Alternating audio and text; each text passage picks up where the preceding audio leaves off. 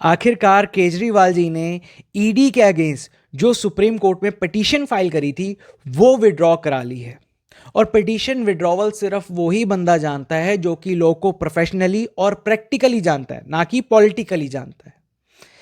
एक पिटिशनर अपनी पिटीशन तभी विड्रॉ कराता है जब उसकी पिटीशन में जो आर्ग्यूमेंट्स और पॉइंट्स इंसर्ट किए जाते हैं वो इनवैलिड होते हैं, खोखले होते हैं और एकदम रद्दी होते हैं। और इस चीज से जजेस भी कंफर्म करते हैं, एग्रीड करते हैं कि जो पिटीशन के अंदर पॉइंट्स डाले गए हैं वो इनवैलिड हैं, खोखले हैं और एकदम रद्दी हैं। तो सामने से जजेस भी पिटिशनर को कहते हैं आप अपनी पिटीशन विड्रॉ करा लो या तो हम रिजेक्ट कर देते हैं। अगर जजेस केजरीवाल जी की पिटीशन को रिजेक्ट कर देते तो केजरीवाल जी की इमेज पे नेगेटिव इंपैक्ट जाता। तो उनकी इमेज बचाने के लिए उनके वकीलों ने कोर्ट से वो पिटीशन को विड्रॉ करा लिया। फिर केजरीवाल जी ने एकदम क्रांतिकारी मोड में आके कह दिया अब हम सब कुछ लोअर कोर्ट में फेस करेंगे, हायर कोर्ट में नहीं जाएंगे। हायर कोर्ट का मतलब हो गया दिल्ली हाई कोर्ट और सुप्रीम कोर्ट।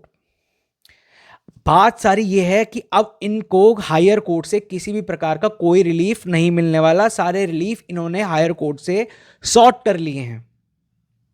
ये दिल्ली हाई कोर्ट भी गए थे ईडी के कोरेसिव एक्शन से बचने के लिए।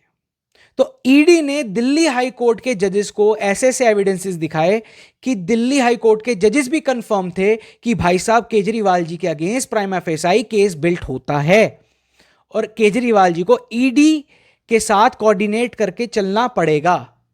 फिर दिल्ली हाई कोर्ट ने भी इनकी पिटीशन को रिजेक्ट कर दिया।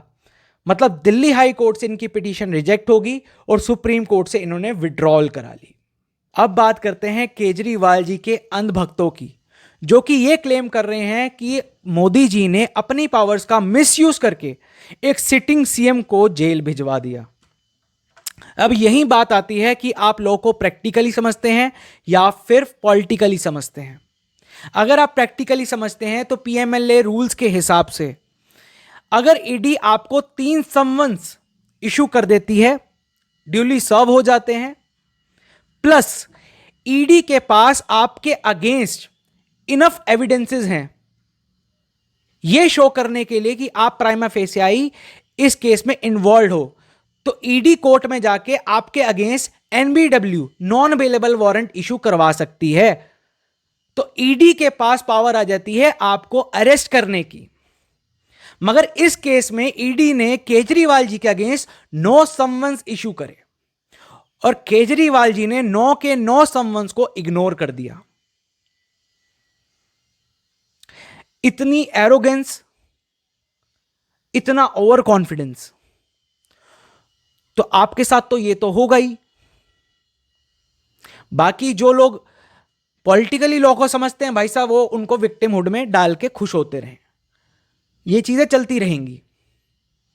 अब बात यह आती है कि केजरीवाल जी को किसी तरीके का रिलीफ नहीं मिलेगा। ऐसा नहीं है दोस्तों, केजरीवाल जी को रिलीफ मिलेगा जब ईडी अपनी इन्वेस्टिगेशन कंप्लीट कर लेगी और अपनी रिपोर्ट कंसर्न कोर्ट में सबमिट कर देगी। उस सबमिशन के बाद केजरीवाल जी को रिलीफ मिल सकता है। मनीष सिसोदिया को भी तभी रिलीफ मिलेगा जब ये ईडी की इन्वेस्टिगेशन खत्म हो जाएगी और वो रिपोर्ट कंसर्न कोर्ट में सबमिट कर दी जाएगी। इससे पहले इनको कोई भी रिलीफ नहीं मिल सकता। दिल्ली हाई कोर्ट और सुप्रीम कोर्ट ने भी कहा है कि जो इन्वेस्टिगेशन है जल्दी से जल्दी कंप्लीट हो जाए। इनके अगेंस्ट कोई नहीं है, इनकी खुद की बेवकूफियों के कारण ये अरेस्ट हुए हैं।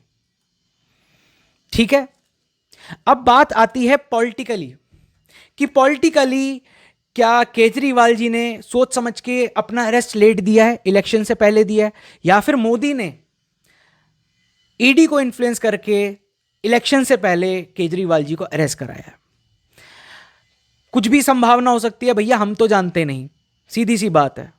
मगर इतना जानते हैं अगर केजरीवाल जी को सिंपैथी वोट मिलते हैं तो वो सिंपैथी वोट बीजेपी के वोटर से नहीं मिलेंगे, वो कांग्रेस के वोटर से ही मिलेंगे। केजरीवाल जी ने प्रैक्टिकली अगर नुकसान किया है किसी पॉलिटिकल पार्टी का तो वो करा है कांग्रेस का, ना कि बीजेपी का। केजरीवाल जी ने सिर्फ कांग्रेस के एरिया में सेंधमारी करी है और कहीं कुछ नहीं करी।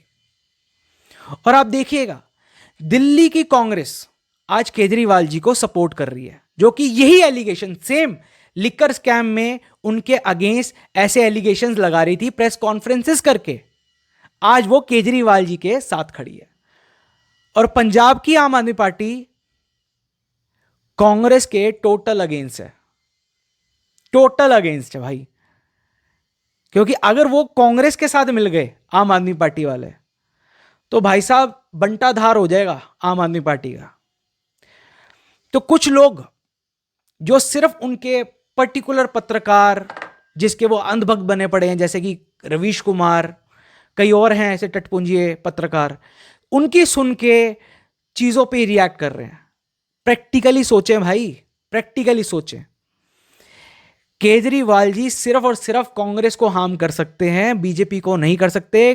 और बीजेपी के जीतने का सबसे बड़ा रीजन यह नहीं है कि ईवीएम हैक है। बीजेपी के जीतने का सबसे बड़ा रीजन यह है कि बीजेपी के वोटर्स को पता है किसको वोट करना है, मगर एंटी बीजेपी वोटर्स को यह नहीं पता किसको वोट करना है। क्योंकि वो कभी आम आदमी पार्टी को, कभी कांग्रेस को, कभी किस पार्टी को, कभी किस पार्टी, और कल को वही पार्टी जिसको वो सब अभी वोट कर रहे हैं, कल को बीजेपी में सम्मिलित हो गई तो भैया सीन बर्बाद। बीजेपी का जीतने का सबसे बड़ा रीजन ही यही है। आप ईवीएम का रोना रोते रहो, मगर जो सच्चाई है उससे भागने से आपको कोई रिलीफ नहीं मिलने वाला। भाई साहब मच्छर आ गए। बाकी आपकी अपनी सोच है, आपको जिसको सपोर्ट करना है आप करो, बट खुद अंधभक्ति में रह के दूसरों को अंधभक्त मत बोलो। बाकी मेरी किसी स्टेटमेंट से अगर आपको कोई हानि हुई है, आपका मानसिक संतुलन हिला है, तो उसके लिए माफी। बाकी चीजों को इतना सीरियस मत लो, लॉजिकली सोचो। दूसरों को अंधभक्त कर कहने से पहले खुद की अंधभक्ति एक्सपोज करो और समझो और आगे बढ़ो। ठीक है, तब तक के लिए जय हिंद, वंदे मातरम, जय भीम।